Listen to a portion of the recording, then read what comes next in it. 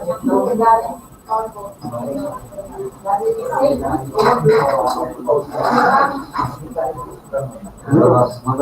microfone está onde? É isso aqui? Tá bom.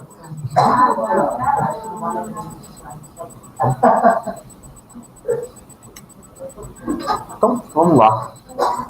Então, pessoal, boa tarde, meu nome é Douglas, sou residente de intensivo aqui do HC. Hoje eu vou apresentar esse estudo para vocês, que é um estudo observacional que quis avaliar as práticas de desmame e descontinuação da ventilação mecânica nos doentes críticos. Vou explicar melhor um pouquinho isso mais para frente. Esse estudo surgiu, basicamente, inicialmente, desse survey que foi feito, em que foi um questionário para avaliar práticas ao redor do mundo de desmame de ventilação mecânica, para a gente ver se era algo relativamente homogêneo ao redor do mundo. E, na verdade, o interessante é que o que os autores encontraram foi que, em diversos aspectos, eles encontraram algumas divergências de como que esse desmame e essa descontinuação da ventilação mecânica é feita. Então, aqui a gente já vê alguma diferença na frequência com que é feito o screening, de acordo com os países. Por exemplo, nos Estados Unidos, raramente faz 2 vezes por dia, mas em outros lugares é relativamente frequente fazer essa avaliação da possibilidade de desmame mais de 1 vez por dia. A forma como é feito o desmame, então, se você faz um teste de respiração espontânea ou não, se você simplesmente pega e estuba, a gente também vê que tem alguma diferença de práticas em percentuais nos lugares ao redor do mundo. E acho que o próximo que eu achei bem interessante, que discutiu recentemente, né, aquela questão do tubo T, que o estudo de colocar o paciente de novo em PSV após o teste do tubo T antes de estubar. A gente até ficou falando, nossa, mas será que alguém usa tubo T atualmente? E, assim, como a Índia usa tubo T, metade do mundo usa tubo T ainda, né? Então, assim, mas não é só a Índia, então, os europeus também usam tubo T com bastante frequência. Esse estudo foi publicado agora, mas, assim, esses dados são mais antigos, são de 2013 a 2016. Não desse survey, mas do meu estudo observacional. Se continua assim, eu não sei, mas pelo menos na ocasião, a gente vê que as práticas não eram tão homogêneas ao redor do mundo. Então, existiam algumas diferenças de como fazer o desmame da ventilação mecânica ao redor do mundo. Então, assim, uma introdução bem básica. A gente sabe que ventilação mecânica é comum na UTI, e isso está associado a diversos danos. Existem várias possíveis formas de desmame e descontinuação da ventilação mecânica. Então, extubação direta, fazer um TRE com tubo T, ou TRE com PSV, e, eventualmente, a traqueostomia. E vários estudos observacionais já foram feitos em pacientes em ventilação mecânica, mas nenhum estudo observacional foi feito para avaliar essa descontinuação do suporte. Então, é uma área um pouco mais nebulosa do conhecimento. Aqui só de dados de curiosidade, aqui é o percentual de UTIs norte-americanas ocupadas, norte-americanas não, estadunidenses, por pacientes em ventilação mecânica. Então, uma quantidade bem considerável. Aqui eu só coloquei de curiosidade porque aqui é um percentual de acordo com o perfil do hospital, e lá também segue o padrão dos hospitais acadêmicos, os pacientes ficam um pouquinho mais graves lá, então um pouquinho mais alto o percentual de pacientes em ventilação mecânica nos hospitais acadêmicos. E no Brasil, o dado que eu encontrei é esse aqui. Acho que a gente até tinha discutido numa reunião prévia, acho que até com o Rogerinho que ele tinha falado, que é um percentual baixo, né? Talvez a gente está enviesado pelo Covid, mas a impressão que tinha que era mais alto, mas é um percentual até baixo. Então, 15% mais ou menos dos pacientes nas UTIs ficam em ventilação mecânica. Ainda assim, é um número expressivo. E do nosso estudo propriamente dito aqui, então. Foi um estudo prospectivo, observacional, multinacional, baseado naquela ideia daquele survey de avaliação das práticas aí do desmame ventilatório e de descontinuação nos diversos países. E tentar fazer correlações de como essa prática diferente pode ter relação com desfechos clínicos, fazer uma associação entre a prática e o desfecho clínico. Então, o estudo teve vários objetivos, e como objetivo primário, eles queriam avaliar como eram feitas as práticas de descontinuação de ventilação mecânica. Então, se usavam checklists, quantas avaliações eram feitas por dia, como era feito o TRE, práticas de sedação e mobilização, a estratégia inicial, que é um dos pontos que ele mais foca no estudo. Então, se faz TRE, se estuba direto, se faz traqueostomia, e tentar fazer correlação dessas coisas aqui com desfechos clínicos. Como objetivos secundários e terciários, então, o desfecho da técnica de TRE, se teve falha ou sucesso, e associações de falha e sucesso com desfecho clínico, o momento do TRE, se foi precoce ou tardio, e também com relação com desfechos clínicos, técnicas de mitigação. E, com objetivos terciários, uma análise pós-hoc que foi feita para identificar fatores associados a falhas no TRE. E os autores do estudo deixam bem claro que aqui esse estudo eles queriam fazer a associação entre esses dados. Tanto que as tabelas que eles colocam, eles não corrigiram, eles simplesmente colocaram as associações. Então, eles deixam bem claro que não é para ter essa relação de causalidade. Vai ficar bem mais claro mais para frente. Esse aqui foi o protocolo desse estudo, que tinha sido já previamente publicado, e eles seguiram realmente o protocolo proposto nessa publicação, com uma ou outra alterações que eu cheguei a ver, mas assim, nada de muito relevante. Então são os mesmos autores, e aqui só o protocolo do estudo na publicação prévia. E quem que eram os pacientes desse estudo, então? Todos os pacientes admitidos em ventilação mecânica por pelo menos 24 horas, e como critério de exclusão, pacientes admitidos intubados sem registro do momento da intubação, já traqueostomizados, porque já seria uma forma aí de talvez descontinuar a ventilação mecânica, e os pacientes já eram admitidos com parâmetros compatíveis com o TRE. O objetivo deles era avaliar 160 UTIs de 6 regiões diferentes do mundo, então são essas regiões aqui, e isso seria dividido igualmente para cada região. Então, 25 UTIs para cada região. E a ideia era coletar pelo menos dados de 10 continuações de ventilação mecânica. E aí eles totalizariam 1.500 pacientes na avaliação deles. Então, como eu falei, o objetivo do estudo era coletar pelo menos 10 eventos de descontinuação que não fossem morte para cada UTI. Os pacientes, então, foram seguidos para avaliar como que era o desfecho desses pacientes até 60 dias na internação hospitalar, e foi isso que ele definiu como extubação com sucesso, o momento no qual o paciente não precisa de ventilação mecânica e nem reanimia por pelo menos 48 horas. Como eu falei aqui, o tamanho da amostra, eles queriam encontrar 1.500 eventos de descontinuação, e aqui eu até coloquei baseado em julgamento clínico, mas na verdade eles tinham um survey prévio deles, né? Então, eles consideraram que pelo menos 50% desses eventos seriam TRE. Ou seja, assim, teria o TRE, extubação direta, traqueostomia, 50% pelo menos TRE. E fizeram a estimativa, então, de 750 a 1.050 eventos de TRE, com estimativa de que 70% passariam no teste. Então, eles esperavam pelo menos isso aqui, 525 sucessos e 225 falhas. E aí eles queriam avaliar preditores de falha no TRE. Por isso que eles queriam esse N aqui. Então, eram 18 itens pré-especificados. Agora, assim, como método estatístico, como eram 4 formas de descontinuar, então, para desfechos categóricos, eles usaram ou Q-quadrado ou teste exato de Fischer, qual tivesse a indicação de acordo com o N de eventos.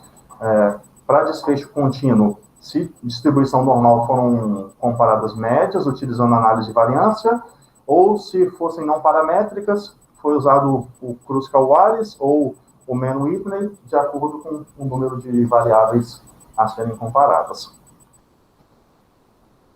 Para os desfechos secundários e terciários, foi usado o modelo desproporcional de Cox para avaliar a correlação entre as características do paciente e as variáveis dependentes de tempo. Então, considerando que o risco seria constante, ver ao longo do tempo como esse risco estaria afetando o paciente. Aqui, novamente, estão aqui quadrado o teste T para variáveis binárias e categóricas e contínuas, respectivamente. E, como eu falei, regressão logística para avaliar possíveis variáveis preditoras com correlação com desfecho do TRE. Aquele dado lá de TRE precoce versus tardio, eles usaram a mediana do tempo que eles encontraram no estudo, que foi 2,3 dias. Então, menos de 2,3 dias, TREs que eles consideraram como precoce, mais de 2,3 dias consideraram tardias. Essa parte aqui, eu até copiei eu traduzi e copiei do estudo, mas eu confesso que eu não entendi muito bem, acho que talvez depois a gente discute. Então, as UTIs foram agrupadas nos hospitais e o valor P foi ajustado pelo agrupamento usando estruturas de modelo LIAS e corrigidas pelo Holmes Bonferroni. Eu não entendi muito bem de onde que entrou o Bonferroni aqui, mas acho que depois a gente discute isso aí, né?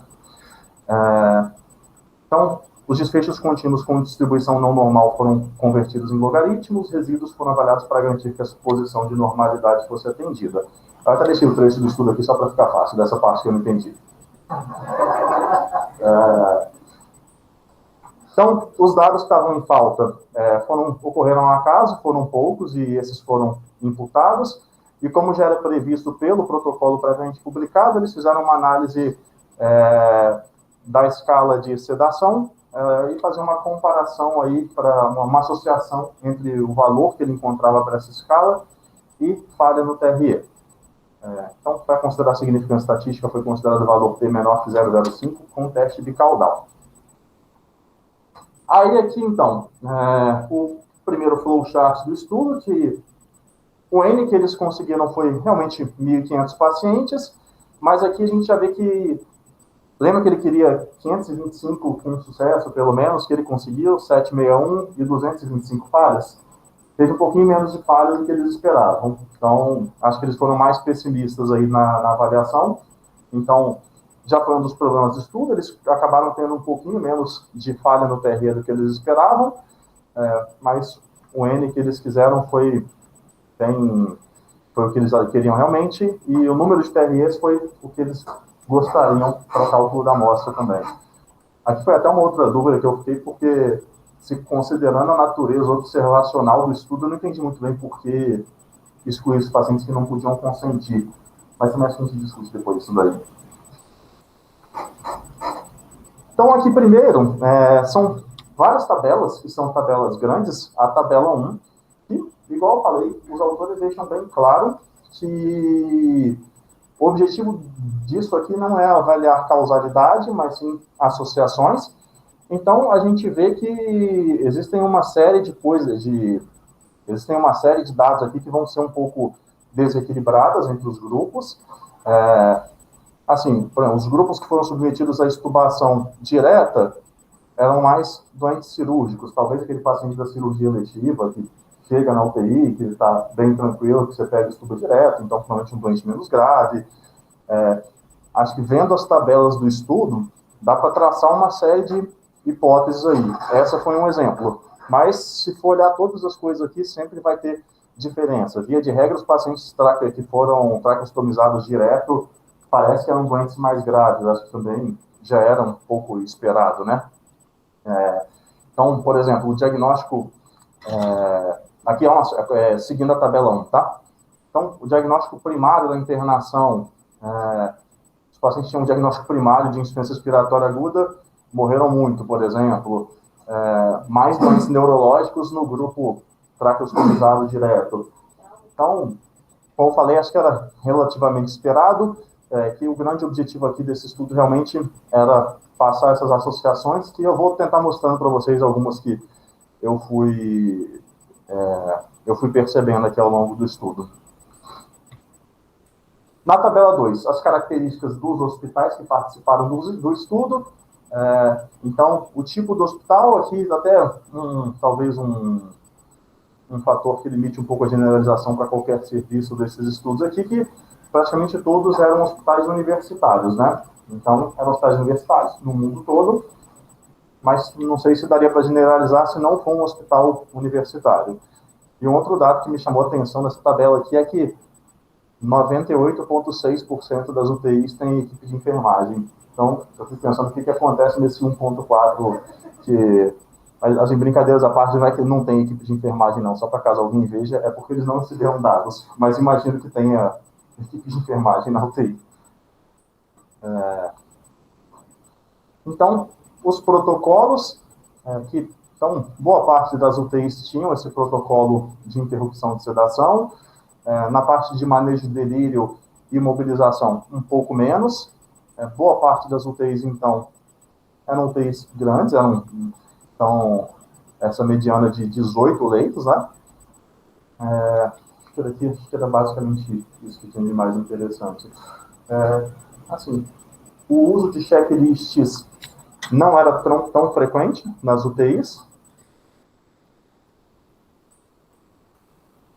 E aqui, a correlação realmente, a associação entre os desfechos e a técnica de descontinuar a ventilação mecânica. Vamos lá aqui novamente, então. O grupo traqueostomizado foi um grupo que ficou mais tempo em ventilação mecânica, talvez aí refletindo um pouco a gravidade desses doentes. Acho que chegou perto daquele fatídico D14 do traqueostomizado, né? A mortalidade foi mais alta no grupo traqueostomizado. Então, como eu falei, parece que é um doente um pouco mais grave. E, assim, o grupo estubado direto também teve uma mortalidade mais baixa, comparativamente com o grupo do TRE e da traqueostomia, igual foi talvez refletindo aí um grupo um pouco menos grave de pacientes. O tempo de internação em UTI foi muito mais longo dos pacientes que foram traqueostomizados diretos, comparado com os outros grupos, e o grupo submetido à extubação direto fica menos tempo na UTI. Aqui, então, baseado no sucesso e na falha do primeiro TRE. Existe uma associação que os pacientes que falham o primeiro TRE morrem mais. Então, mortalidade dos pacientes que passam no primeiro TRE é de 8,8%. Os pacientes que falham o primeiro TRE, mortalidade de 17,2%. E aqui até os próprios autores citam na discussão que provavelmente isso aqui não é a falha do TRE em si, possivelmente é a associação com a gravidade do doente que falhou no TRE. Mas então, falhar no TRE parece ser um fator de pior prognóstico aí para os pacientes internados na UTI. E outras coisas que seguem, né? O paciente que passa no TRE fica mais tempo, passa no TRE fica menos tempo na UTI, e o que falha o TRE acaba ficando um pouco mais de tempo na UTI. E baseado no timing do TRE, então, aquela mediana de 2,3 dias, acho que é a mesma ideia. Os pacientes que são submetidos a um TRE mais precoce, eles morrem menos, ficam menos tempo internados, possivelmente porque são doentes menos graves. Você faz um TRE mais precoce, possivelmente é um paciente que está um pouco mais tranquilo do que aquele paciente que você vai fazer um TRE mais tardio. E aqui, então, alguns dados do suplemento do estudo. Tem várias tabelas, acho que tinham 8 ou 9 tabelas de suplemento. Aqui eu tentei colocar as que eu achei mais interessante. Aqui eu quis colocar só porque o que eu achei interessante foram as diferenças nas práticas nos países. Por exemplo, assim, a parte do screening diário, parece que os intensivistas aí no mundo todo são, em grande parte, responsáveis, mas é interessante que, quando você entra aqui nos Estados Unidos, por exemplo, bem menos do que aquela figura do terapeuta respiratório, né? E o mesmo acontece no Canadá. E, em alguns lugares, a enfermagem também tem um papel importante nisso daí. Acho que do que a gente discute, acho que era relativamente esperado. No Reino Unido, a gente vê que a enfermagem também tem esse papel. Na Austrália e Nova Zelândia também. Então, existiu essa diferença. Acho que de interessante é que possivelmente existe mais de um jeito de fazer dar certo, né? Então, existem essas diferenças aí entre os países. Aqui, então,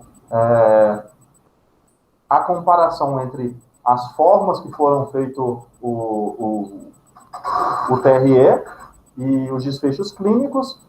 E, assim, de dado interessante, acho que vai bem parecido com o que a gente tem na literatura. Parece que pressão de suporte e tubo T, as taxas de reintubação são bem equivalentes, né? Então, fica sempre aquela dúvida, talvez o tubo T seja um pouquinho melhor, que a gente tem de dado é que parece que o PSV também é seguro, e aqui reforça isso, que as taxas de intubação foram bem próximas, até um pouquinho menos dos pacientes em PSV. E, enfim, algumas outras formas descritas também. Aqui, uma tabela, aquela tabela que eu falei que seria feita, que eu na verdade, vou mostrar mais para frente, a regressão que eles fizeram da escala de sedação, com como que foi feita essa descontinuação. E que, assim, fica um negócio que acho que dá para esperar que, assim, parece que o paciente que está mais sedadão, você tem medo de chegar e estubar ele quando ele está mais sonolentão, né? Aí você faz um TRE nele. À medida que ele vai acordando, você começa a ter mais coragem para estubar direto. Quando ele começa a ficar agitado, aquele paciente você chega e fala, não, tira tudo logo, não deixa ele no TRE, né? Então, é isso. Quanto mais agitado o paciente, parece que eles fazem estubação direto e não TRE. E aqui aquela análise da correlação da sedação com desfechos dos pacientes, que acho que já era esperado que o 4 é o paciente calmo e colaborativo, é o paciente que vai melhor. E parece que os pacientes, quando estão mais sedadões, eles têm mais chances aí de falhar no TRE. Então, como conclusão, vou fazer uma conclusão bem breve, que eu acho que tem muita coisa para discutir. As tabelas, se a gente pegar para olhar, dá para gerar 1 zilhão de hipóteses. Eu citei algumas, que acho que era o grande objetivo do estudo, realizar essas associações da prática com o desfecho. Ele realmente mostra que existem várias práticas regionais de descontinuar a ventilação mecânica, talvez as coisas deem certo mesmo fazendo diferente. E, como eu falei várias vezes aqui na apresentação, os dados do estudo refletem a associação e não causalidade. E aí, já prevendo o que vai acontecer nos próximos momentos, eu coloquei essa foto aqui do Kruskal e do Alice. E aí, eu fiz uma associação dessas fotos, vê se não parece isso aqui.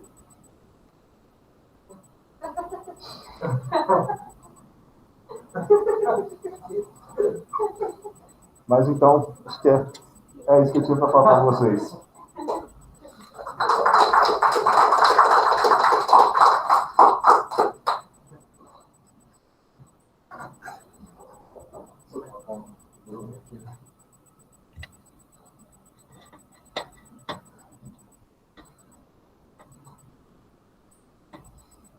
Bruno.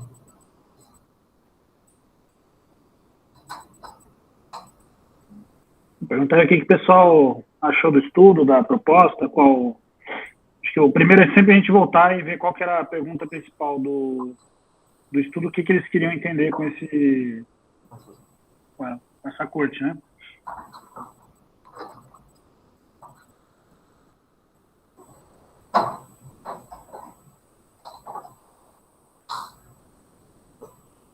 Eu queria que alguém, pessoal, falasse do objetivo do estudo, olhar o que eles queriam ver dessa corte.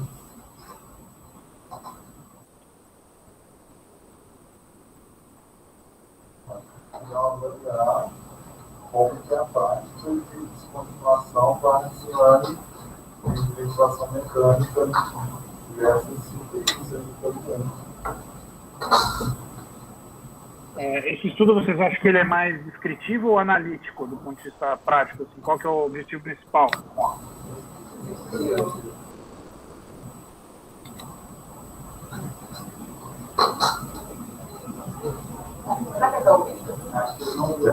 Você está escutando, Bruno? Todo mundo respondeu descritivo aqui. Descritivo, tá bom. Então, a proposta do estudo realmente é entender como são as práticas atuais de ventilação mecânica, né? E isso é uma... Enfim, ele vai ter uma fotografia daquilo que ele conseguiu, dos centros que ele conseguiu avaliar, né? Eu acho que esse é o primeiro ponto. E aí a pergunta que eu faço para vocês, isso tem algum impacto? O que vocês acham desse tipo de estudo, assim? Deixa eu abrir aqui.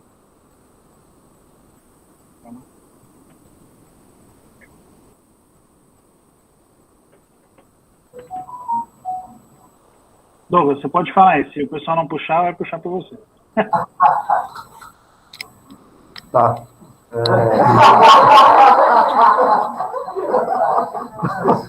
Deixa eu virar de novo aqui. Assim, eu lendo o estudo, realmente, eu confesso que eu tive que ler várias vezes. No começo eu estava achando até meio ruim o estudo, porque é difícil realmente você pensar o que você mudaria baseado nesse estudo aí que você leu. Justamente por isso que a gente está falando, que é um estudo mais descritivo. Mas a minha impressão é que, assim, esse estudo, aquilo que eu falei na aula, acho que quando você para olhar novamente as tabelas e pensar um pouquinho mais de calma nelas, você consegue formular uma série de hipóteses sobre as coisas. E acho que ele reforça muito alguns dados, assim, especialmente de desfecho de segurança, por exemplo. Ele coloca novamente aquele dado igual eu falei, da comparação do tubo T com o PSV, essa ideia de que os pacientes, quando eles estão mais sedados, eles são mais propensos a falhar. Então, acho que dá para tirar algumas coisas aí do estudo, mesmo ele tendo esse caráter mais descritivo. Perfeito. Bom, então, assim, acho que é bom a gente ter isso bem claro. Aqui ele botou objetivo secundário, terciário, ele falou que ia haver fatores associados. Fenômeno, se apresentou a regressão aí? Ou eu perdi? Não, eu apresentei do desfecho, daquele objetivo terciário, que foi da sedação, né? Da regressão da sedação e o desfecho no TRE. Isso, mas ele não pretendia ver fatores associados à falha no TRE também? Ele não colocou isso no artigo principal. Mas isso está nos objetivos quando ele escreve no método? Tá. Acho que está por vir ainda. Tá, então eu acho que esse foi um descritivo geral e eles devem aproveitar e tirar umas coisas, que deve sair vários filhotes desse estudo, né? Mas enfim, então é só para a gente ter bem claro que é meramente descritivo a prática desses centros, desses locais, né? Bom, só antes indo para a estatística, que você estava com algumas dúvidas, antes da gente ir adiante, o que vocês acharam aí? Vocês já conseguem ter uma noção ali do que eles falam para os Coriolis, agora que o Douglas apresentou aí as fotos dos Coriolis? Modelo misto, isso aí ainda é muito abstrato para vocês? O que vocês pensam aí? Da parte estatística, o que ficou aí no ar? Muito abstrato. Muito abstrato. Você escutou? Ficou como muito abstrato.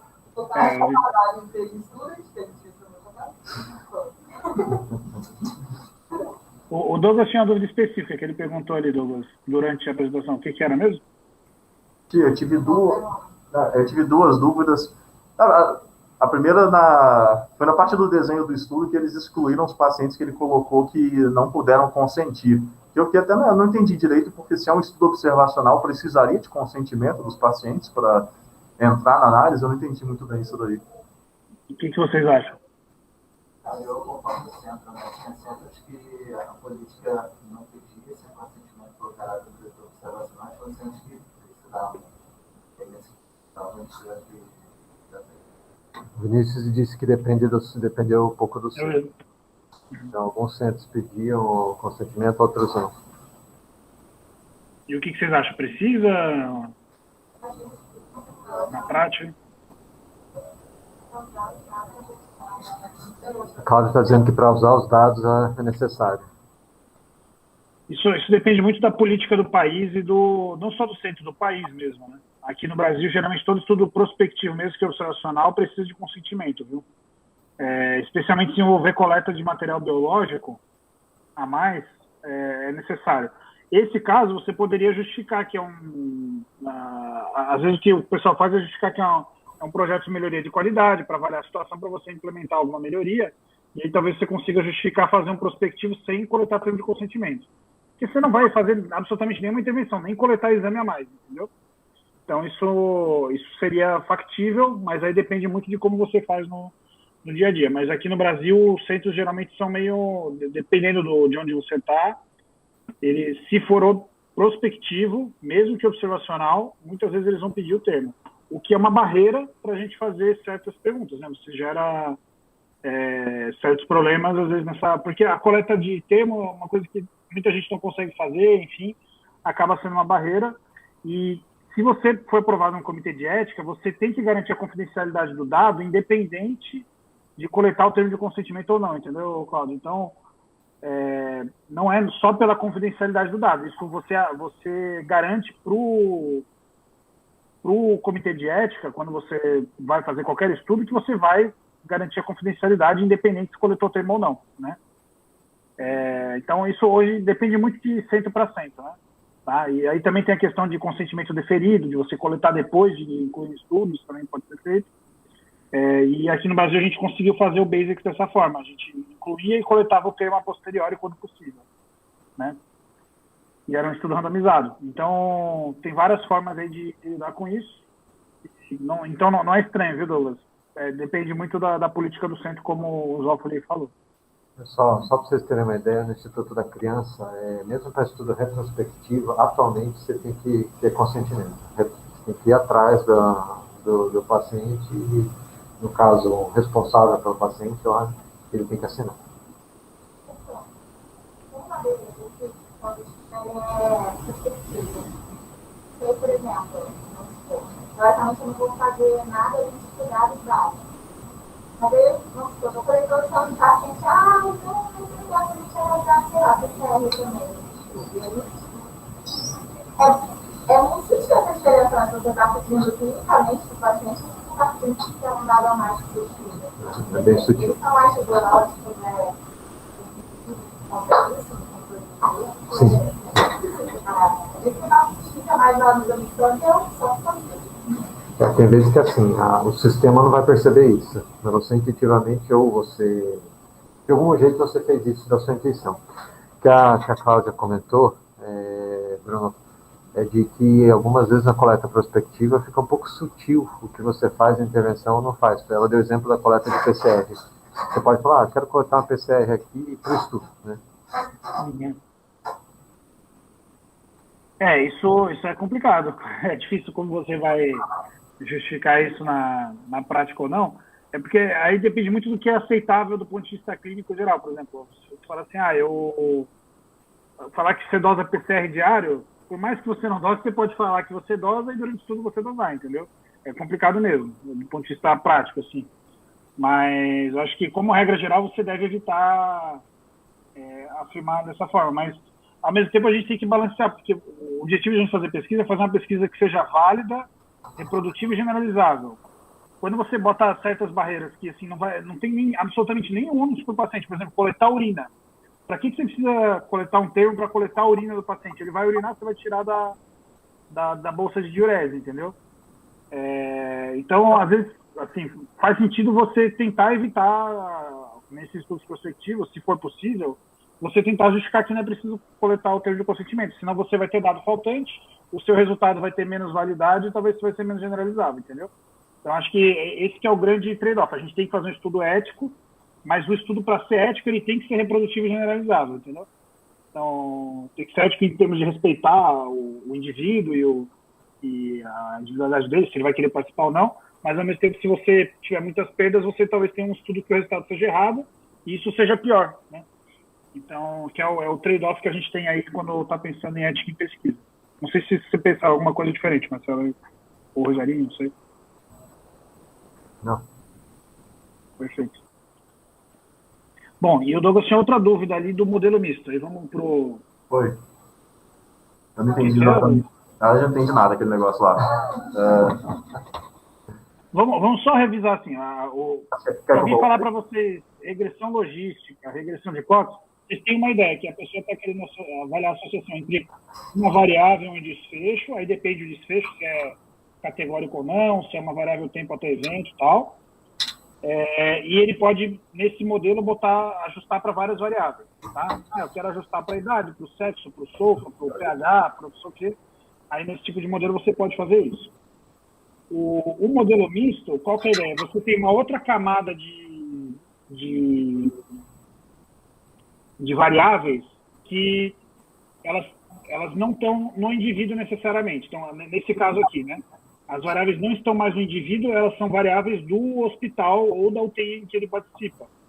Então, todos os indivíduos naquela UTI, eles têm essa mesma variável. Então, você pode atribuir essa variável para os indivíduos, ou você pode analisar nessa camada de cima, atribuindo a variável para o centro.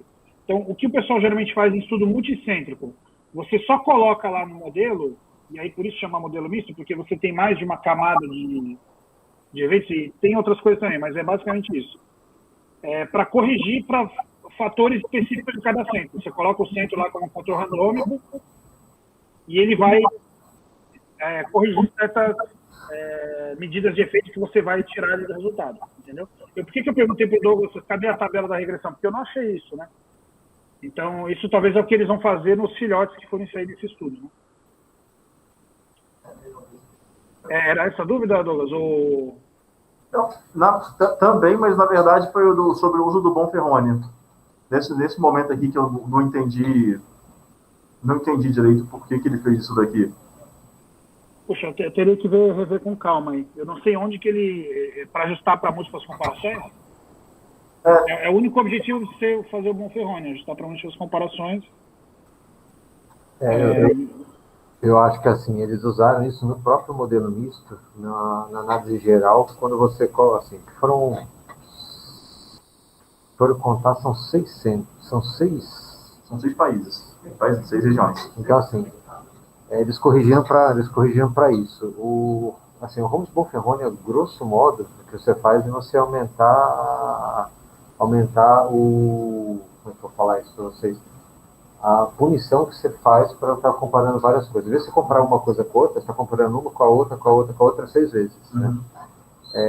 O Bonferroni isolado, o que ele faz assim, bem grosso modo, é dividir o P pelo número de comparações. Então, você está corrigindo para 6, se o seu P se ele fosse 5, o P seria 5 comparações, seria 001. Né? Tá? Você aumenta a sua autopunição, não é isso? Não é só esse jeito que tem para fazer. Muito bem. Mas eu acho que o principal do estudo não é tanto a análise estatística. Eu acho que é mais Só mais uma coisa que o Vinícius colocou aqui que eu acho que vale a pena você comentar, que ele perguntou se estratificar é a mesma coisa que você colocar como fator randômico ali o centro, a UTI e o hospital. O que você acha, Vinícius? Toda pergunta vira uma pergunta de novo.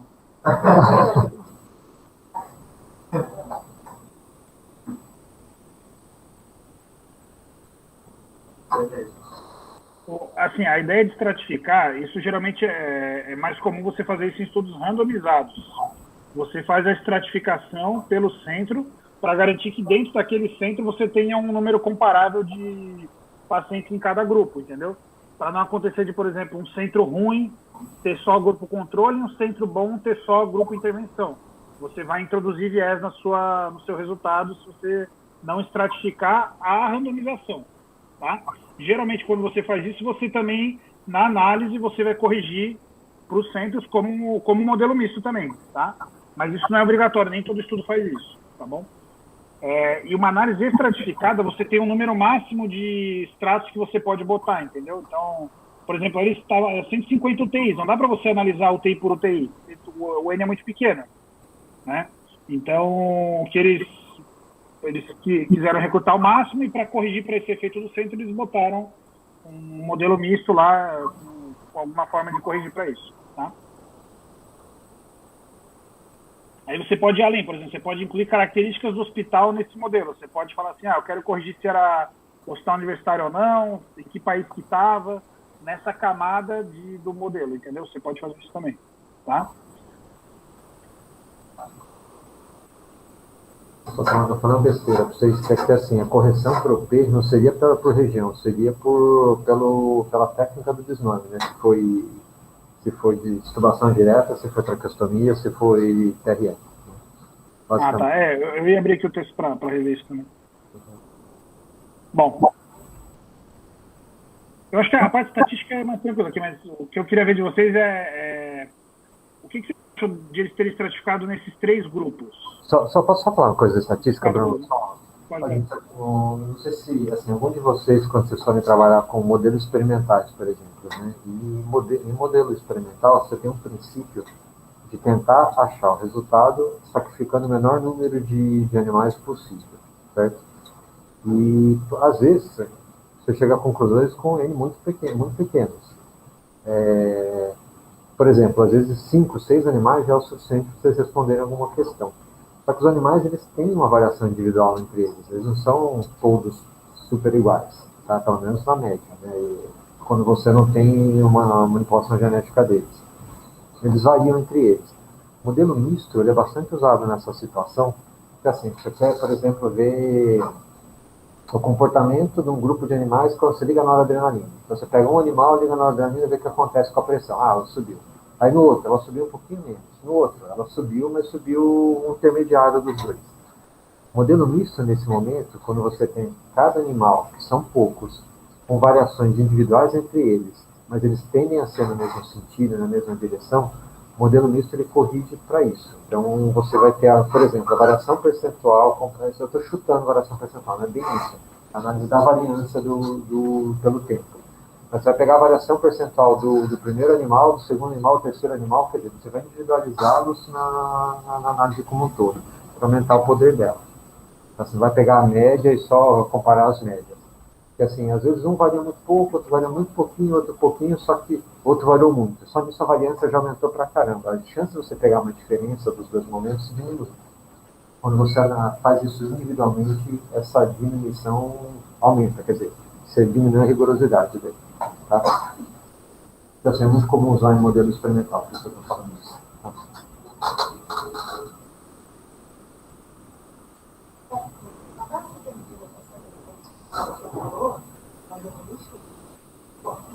Aquela variância, ele corrige, por exemplo, uma line diferente? Exatamente. Tá? Exatamente isso.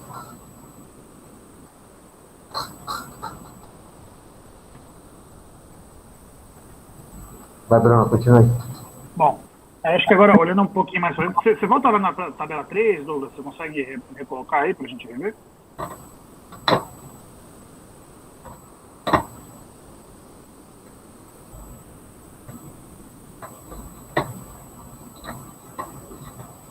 Aí.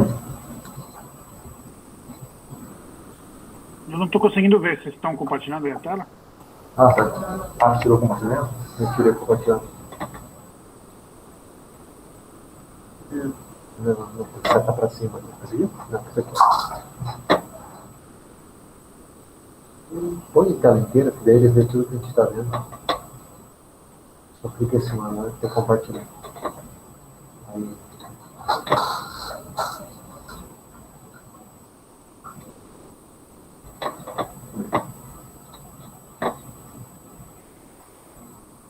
Apareceu aí? Apareceu. Bom, vocês viram que eles separaram assim, um grupo extubação direta, tráqueo direto e fazer teste de respiração espontânea. O que vocês acham disso, de ter um grupo extubação direta? A gente não aprende que deve sempre fazer um teste de respiração espontânea antes de extubar? Isso é possível? Não faz sentido muito bem o que vocês estão fazendo? O que vocês acham?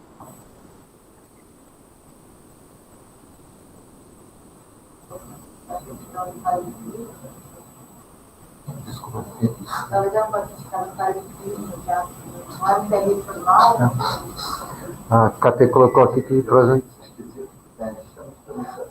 Eles excluíram inicialmente pacientes que já estavam parâmetros de TRE, né? E ao mesmo tempo eles põem estudação terapia. A Cate colocou que talvez era um paciente que já estava prontos para estubar, né, e com variáveis já mínimas, e o Vinícius disse que esses doentes foram excluídos. Tá? Não, eles foram excluídos na admissão, né? Se ele já chegasse daquele jeito, mas no meio do caminho alguém foi baixando os parâmetros, a ponto eles ficarem baixos, não foi um TRE formal, mas eles estudaram. Mas o que vocês acham? Assim, o paciente está lá 2 dias, você não faz TRE, ele está lá com suporte de 8, PIP de 8, suporte de 10, você vai lá e estuba. Sem fazer ele fazer um TRE formal. A gente faz isso quase todo dia. Eu acho que essa é a prova de conceito, é mais comum do que ninguém está inventando quando faz isso. Isso, se vocês forem ler o Tobin fala para a gente sempre fazer um teste de respiração espontânea no processo de desmame, tá? E ele lembra lá que o processo de desmame começa na intubação, né? Então, só para a gente lembrar desses conceitos aí. Até tem um trabalho que o Marcelo sempre gosta de falar, né, Marcelo? Acho que é de um grupo alemão, que eles compararam a prática de fazer TRE de rotina versus fazer se o médico quisesse.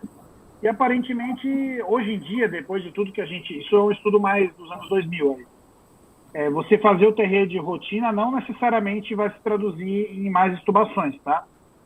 Mas eu acho que isso depende muito da prática, muito do paciente, né? Se você vai fazer um teste de respiração espontânea ou não, e se isso vai ser capaz de predizer falhas de intubação ou não. E aí eu pergunto para vocês, olha ali que interessante, a taxa de reintubação desses grupos. O que vocês acharam? Embaixo.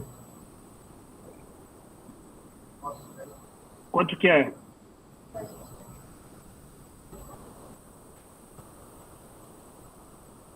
Na última linha ali, em torno de 10%, né? O que vocês acham desse valor? É alto, baixo? É normal? Foi igual entre os grupos, inclusive, né? Foi baixo, não.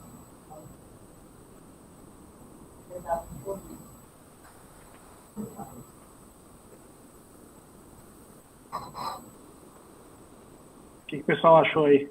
Eu não consegui ouvir quem falou de longe. Na média, eles acharam baixo. Acharam baixo? O que você acha, Marcelo? Eu gosto dessa resposta, eu acho que o melhor responder depende. Depende do case mix da unidade, né? Mas você vê o que o Marcelo acha aí. A impressão é que são três conservadores.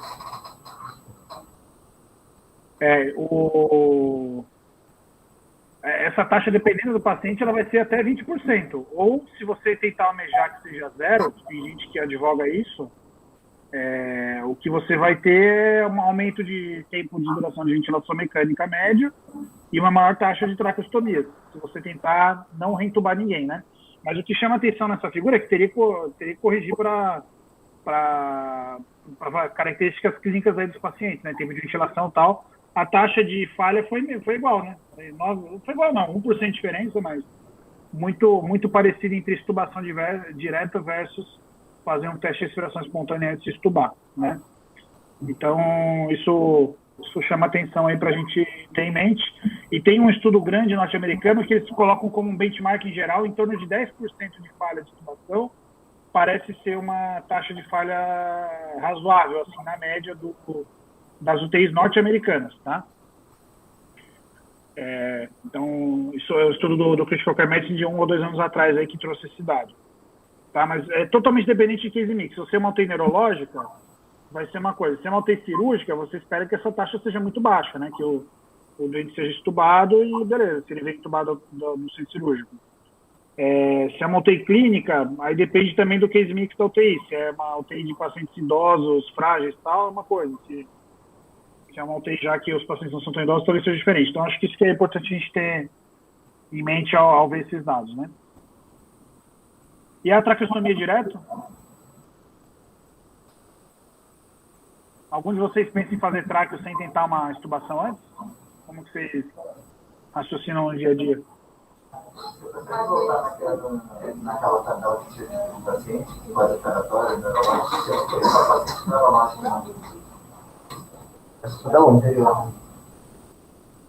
A causa do diagnóstico primário? Eu acho que é a próxima. Tinha uma parcela que era neurológica, mas tinha outras coisas. Faz operatório, eu fiquei imaginando se não era um cara, sei lá, um tumor de não sei, de varinge, mas aí esses caras são muito escuros, né, galera? Já chegavam com craque, não sei, né? Ó, gente, mas assim, só lembra que SARA de verdade fica bastante tempo ventilando, né? Os residentes ficam muito tempo ventilando, tem centros que traqueostomizam, chega lá no 7º, 8º, 10º dia traqueostomiza, né? DPLC, outra questão trauma raquimedular, perfeito. O interessante é que esse respiratório foi a causa mais frequente de tráqueo direto ali, né? Realmente, entre as causas de traqueostomia direta foram os pacientes com esse respiratório agudo.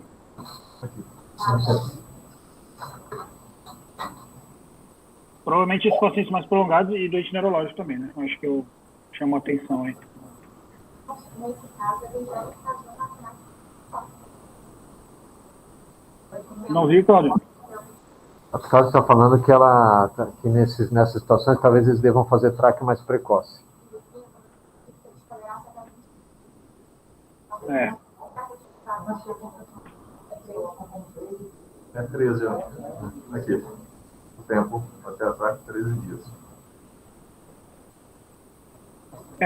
Assim, o que eu acho disso, questão da traca, né?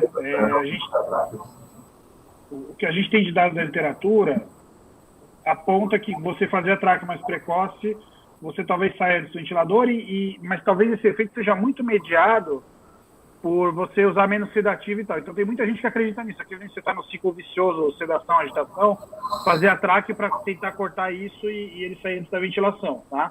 Ou, claro, doente neurológico, muitas vezes, se você acha que é uma lesão muito grave, com baixa probabilidade de melhora em alguns dias, você traqueostomizar logo. Mas eu, pessoalmente, eu gosto de dar tempo ao tempo e observar, a não ser que a única coisa que esteja faltando é ele desmamar do ventilador, entendeu? Eu acho que o Marcelo também talvez siga mais essa linha. Mas tem centros que preferem fazer a traque logo para nem entrar nesse ciclo, né? Então, mas chamou atenção, não, 10% da amostra faz a traque direto sem para isso, mas muito estimulado pelo grupo de insuficiência respiratória aguda, né? Não só os neurológicos aí.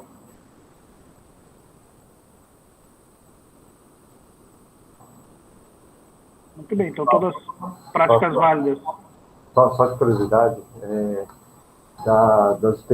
das UTIs não, vai da AGS, pelo menos, assim, a taxa de falência de extubação, ela assim, é meio fixa em 14% pré-Covid e foi para 20% durante o Covid. Tá? Cada 5 extubações, uma falhava, mais ou menos. Isso, eu vi aquela do CRES no sábado, Marcelo, que ele fala que o normal é isso, é 1 para 5, se for doente grave mesmo, né? Eu acho que o Covid entra nesse subgrupo aí de pacientes bem graves que vão ter uma taxa de falha maior.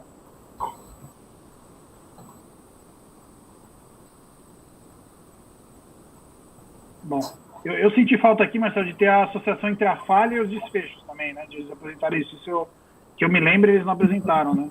Eles apresentaram da falha do TRE, mas não da falha de situação. Mas não tem no suplemento também. O suplemento é plenamente descritivo. Né? O suplemento é legal de ver, até pelas taxas de mortalidade por regiões. Se vocês quiserem ver depois, isso é. Não fica sabendo, mas é zero. Está impressionante. Mortalidade vem lá, 20, 20, 20, 21% na nossa área, 20, 20. Você quis chamar, por exemplo, meio formal, você falar que falha de estudação se tem até 48 horas, se usou ventilação invasiva ou não invasiva. Mas o que você acha desse incluir a ventilação não invasiva como critério de falha? Pessoal, o Vinícius perguntou qual a opinião sobre o uso de VNI como critério de falha. Acho que essa aí é para você, né, Marcelo? Não, tá bom. Olha, assim, só pensa o seguinte. Hoje em dia, quem que você usaria VNI imediato? São os doentes de alto risco, os retentores de CO2, sejam eles obstrutivos ou restritivos, mas é mais estudado em obstrutivo. No resto, é recomendado você não usar, concorda? Então, assim, se a recomendação é essa, porque a gente tem 2 estudos e talvez até a mortalidade seja maior no doente que você tenta usar VNI sem intubar, eu acho que é natural que você considere isso como falência de extubação. Né? Então, assim, vamos tentar, mas às vezes, assim, você na 47ª hora, quando o dente não é invasivo, ele passou 48, né? E aí entubado com 49 horas. Ele deixou de ser falência, né? Mas foi enrolação. Então, mas assim, levando ao pé da letra, cara, assim, não é para usar. Né? Se você usou, é que provavelmente o dente falhou mesmo. Tá? O desfecho é o mesmo. Né? Eu não sei se você falou, né, Marcelo, a VNI facilitadora versus a VNI para insuficiência respiratória por extubação, que são 2 coisas diferentes, né? Então, acho que é isso que tem que ser definido a priori.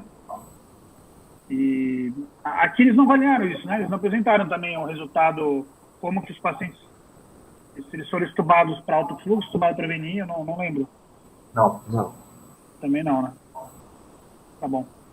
A gente vai pegando várias coisas assim que o título do estudo é práticas de descontinuação e desmame, aí tem algumas práticas que não estão descritas nesse estudo descritivo. Então, acho que...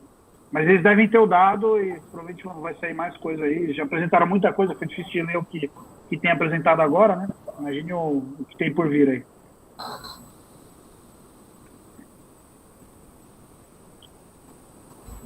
Bom, eu não sei, não teve muita coisa que me chamou a atenção, Marcelo. Acho que eram esses pontos aí para lembrar um pouco de benchmarking, que a gente, falha de tubação faz parte, toda a corte vai ter falha de tubação. Acho que é isso. Eu acho que Tem algo mais aí? Acho que o principal recado que o estudo traz para a gente é assim, a variabilidade de várias regiões, né? Que a gente faz de um jeito, assim, na média, pelo menos o povo brasileiro faz uma coisa muito parecida, né? Com algumas variações, mas muito parecida. Mas não é o que todo mundo faz igual, não. Né? Então, varia bastante. Isso acho que é uma coisa legal de... E assim, nessa variação regional, gente, nisso acho que vale a pena pegar o suplemento para ver, tá? É interessante ver, por exemplo, aqui a história do uso como que chama? Não, de checklist. Né? Ou de algoritmo de desmame. Os norte-americanos, acho que era mais de 80%, né? Mais de 80% deles usam checklist, algoritmo. Só que na Austrália não usa. Na Austrália não usa. Né? Simplesmente não usa. Mas lá, assim, tem o cuidador daquele paciente. Na verdade, é um conjunto de cuidadores daquele paciente. Então, tem o enfermeiro e enfermeira da manhã, enfermeiro e enfermeira da tarde, enfermeiro e enfermeira da noite. São os 3 cuidadores daquele doente. E eles são bem integrados um com o outro. E as coisas funcionam assim. Só lembrar que na época dos estudos de algoritmo, de algoritmos, né?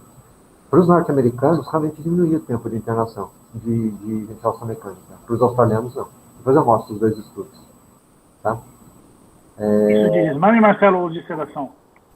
Não entendi. Isso os estudos de sedação ou de desmame mesmo? De desmame. Né? Você ter um fluxograma para... Isso faz diferença dependendo do país que você está. Acho que depende da filosofia, né, do cuidado. Mais do que qualquer outra coisa. Bom, screening. Screening, o que vocês pensam de screening?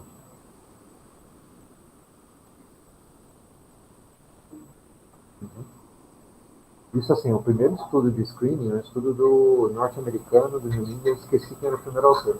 Realmente, assim, isso diminuiu o tempo de ventilação mecânica. UTIs grandes, né? Onde, assim, talvez aquela história de você ter uma individualização do cuidado, ou a estruturação do cuidado não fosse muito o primor da UTI.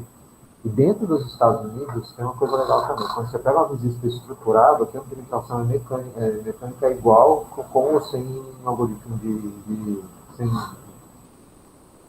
sei lá, com fluxograma de desmame. Então, assim, acho que guideline, tudo isso pode dar certo? Pode. Depende muito da região que você está e da filosofia do cuidado. Quando eu li o estudo, eu fui tentando fazer uma associação com as nossas UTIs clínicas, a gente, como, por exemplo, essa parte do screening. Quantas vezes a gente faz o screening com o paciente? Assim, ok, pelo menos uma sempre, que é a hora da visita, de manhã, mas na prática, eu não sei nem dizer quantas vezes a gente faz, porque a gente chega de tarde, informal, olha para a cara dele e fala, putz, acho que dá para estudar, né? Talvez de manhã não dá, mas de tarde dá. Eu não sei se isso iria caracterizar mais de um screening por dia. Não sei como é que ficou isso daí nesse estudo. No bom dia, no boa tarde, no boa noite, a gente já está fazendo screening. Sim. Para pensar, quando você chega para falar para o que é bom dia, a gente fala assim, bom dia, está lá, saturando 90%, é FID 40%, você nem olha o PIB, a pressão de suporte. Né? Isso é screening, né, gente? Só que ele é meio subjetivo, né? Subconsciente, desculpa, melhor que subjetivo. Eles falavam como que eles faziam? A screening é ir lá mesmo. Você tem o checklist escrito, ó, o dente está com FO2 menor que tanto, o PIB está menor que tanto, suporte menor que tanto, ele está acordado, com droga vasoativa 100 ou com abaixo de tanto. Isso é screening, quando você tem escrito o que vai fazer. E alguns incorporam ou não o índice de respiração superficial no screening, né? Tem alguns que incorporam o índice de Tobin, né? O próprio Tobin fala que não é Tobin, é índice da respiração rápida superficial.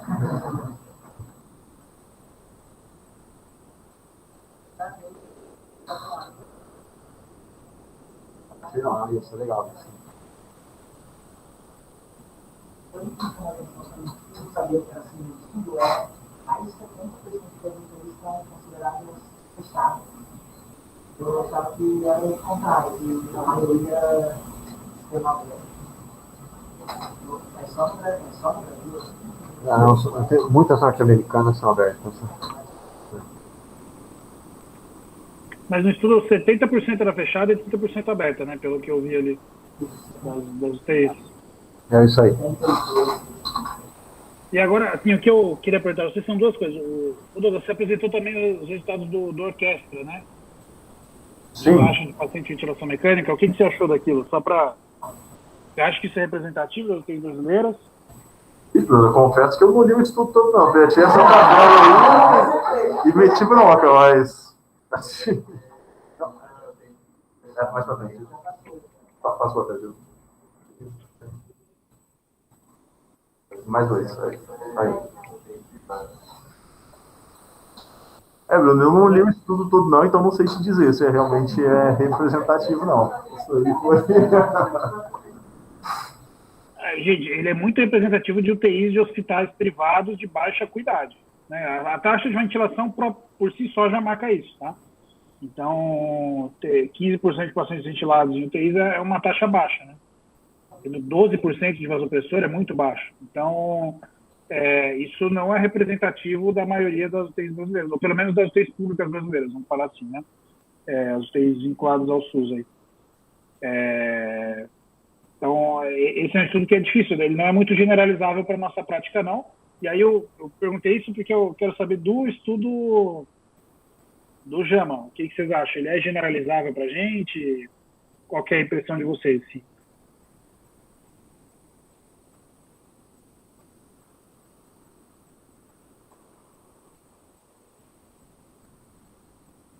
Qual foi a mortalidade total da amostra deles?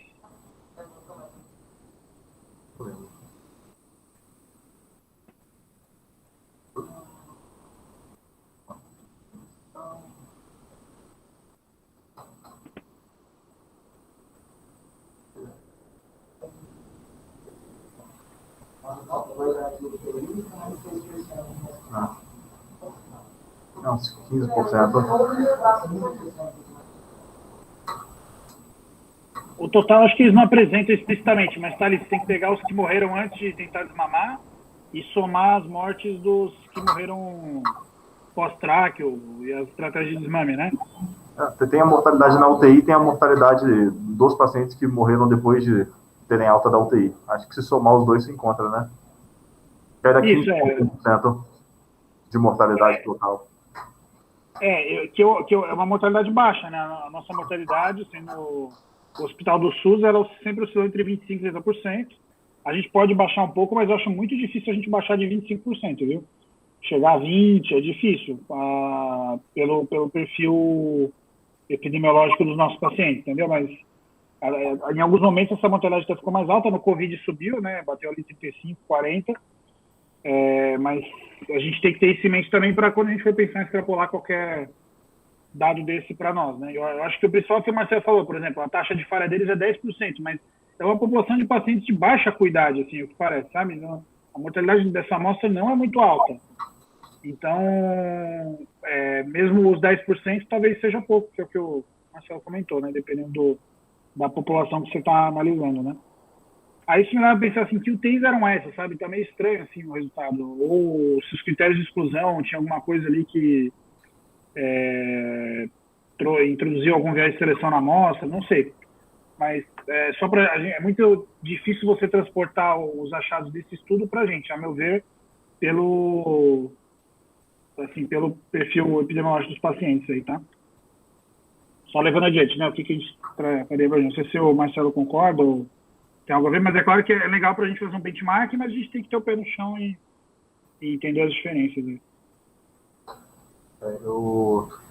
Só para a gente ter uma visão de tem outra coisa legal que esse estudo traz para a gente, que é assim, a participação da equipe multiprofissional no cuidado do doente. Né? Dos australianos, dos enfermeiros é muito alto, né? Só lembrar que, basicamente, o fisioterapeuta é o terapeuta motor. Quem cuida da parte respiratória é o enfermeiro, né? Dos dados da orquestra aqui do Brasil, das UTIs que são ligadas aí, né, à rede. E depois eu vou mostrar esse dado para vocês aí, acho que semana que vem. Quando você pega a liberdade do profissional de enfermagem e a formação, quer dizer, quanto maior a formação, maior grau de liberdade, o SNR da UTI é menor. Só que a mortalidade basal em relação às outras UTIs, que a liberdade é menor do enfermeiro, a mortalidade é bem maior. Quer dizer, o SNR cai. Só que essas UTIs, em geral, são as UTIs que têm menos gravidade, menos acuidade. É interessante isso aqui no Brasil. Eu não entendi isso, por isso, acho que eu embolei de tudo. Então, assim, nesse rede de UTIs predominantemente privadas, assim, nas UTIs, o enfermeiro tem mais liberdade, mais graduação, são as UTIs que têm menos gravidade dos pacientes. Entendi. Mas mesmo assim o SMR, ele é menor é bem menor do que um. Tá? O SMR ele é para o paciente pouco grave. Ele não foi desenhado para isso. O SMR ele é desenhado para o paciente grave. Quando você pega uma unidade que é pouco grave, ele é muito superestimado, né? Ele dá valores muito maiores do que deveria dar. Você tem um SMR super baixo, porque são pacientes não graves, são pacientes que não deveriam estar não feitos, como você falou. O problema do orquestra é que ele não pega as UTIs invisíveis, né? Você sai pela medicina, você vê as UTIs que não tem gasometria, por exemplo. Você tem UTI que é mais ou menos como a HCA 20 anos atrás. Tem gasometria? Tem, das 8 às 5 da tarde. Olha aí, você não tem gasometria. Tem outras coisas mais. Tem secretária.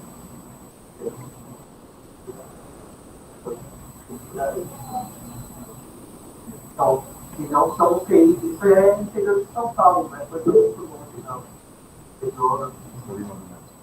Região norte, nordeste,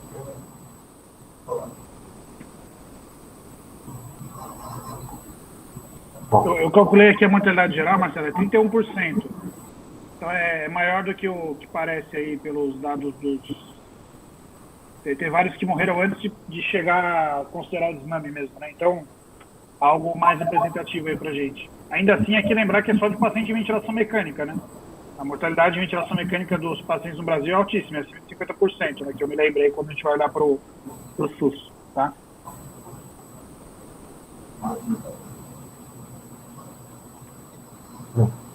É porque dos pacientes que foram excluídos que morreram, né?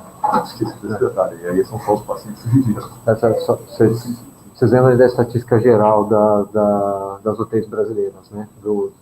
Da NID. A mortalidade dos doentes ventilados com Covid no Brasil foi um negócio vergonhoso. Né? Caso dos 80%.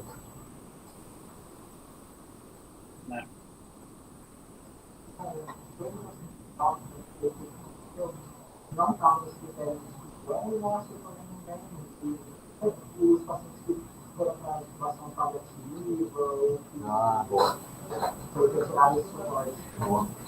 O Pedro está comentando que ninguém falou nada dos doentes com intubação terminal, né? Paliativa. Pois é. Bem visto. Eu acho que em algum lugar eles falam sobre isso, viu? No suplemento, deixa eu ver se tem aqui.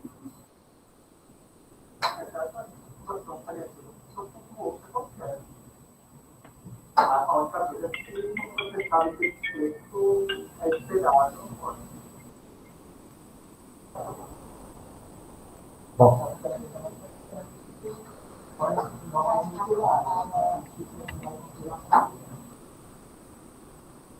E aí, Bruno, mais alguma coisa então? Não, acho que não. Acho que dá um panorama geral legal e vale para a gente tentar rever alguns conceitos, né, que a gente faz no dia a dia. Entender que tem uma prática grande variação. Hoje em dia tem uma tendência de querer reduzir a variabilidade, mas ao mesmo tempo, eu não sei se reduzir a variabilidade resolve todos os problemas nossos, né?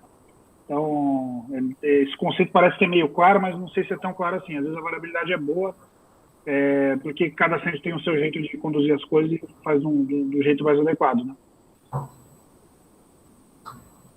Isso acho que é o mais importante desse texto, né? Ele trouxe para a gente aí um conhecimento que a gente é meio vago, mas que o mundo é muito diferente, né? Os centros são muito diferentes. Né?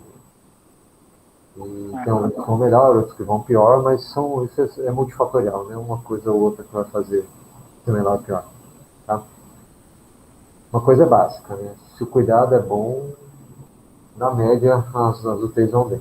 Mas se o cuidado não é bom, você pode fazer o que quiser, que talvez não dê nada muito certo. Tá? Bom, tá bom então, Bruno? Valeu. Tá, então vamos lá, vamos lá.